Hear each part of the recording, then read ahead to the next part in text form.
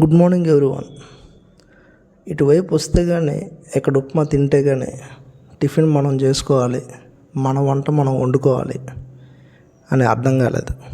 అది అర్థమైన తర్వాత ఏ టిఫిన్ చేద్దామా అని ఆలోచిస్తే అన్నీ టైం టేకింగ్, శ్రమతో కూడుకున్న పనులు. అప్పుడు దొరికిన ఒక వజ్రమే ఉప్మా.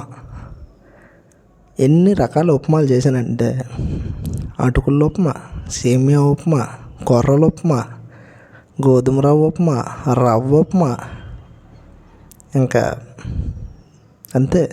మరి ఇంకేం లేవు. ఉప్మా తప్పేం లేదు జీవితంలో. అందరు తిట్టుకుంటారని ఉప్మా పగబట్టేసినట్టు ఉంది. చిన్నప్పుడు అమ్మ వండితే తినలేదు సరిగ్గా. ఇప్పుడు మనమే వండుకొని మనమే తినాల్సి వస్తుంది. ఏం చేస్తాం, ఇంకో దారి లేదు. ఈ రాష్ట్రాల్లో పక్క రాష్ట్రాల్లో ఉన్నప్పుడు తప్పదు. ఈజీగా అయిపోవాలి, టైం సేవ్ అయిపోవాలి, ఆకలి తీరిపోవాలి, పని తగ్గిపోవాలి అంటే ఉప్మా చేసుకోవాలి. పంచదార, పచ్చడి సరిపోతాయి.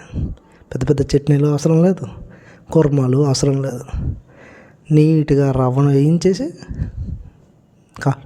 మరుగుతున్న ఎసట్లో వేసేస్తే అయిపోయాయి, ఉప్మా రెడీ.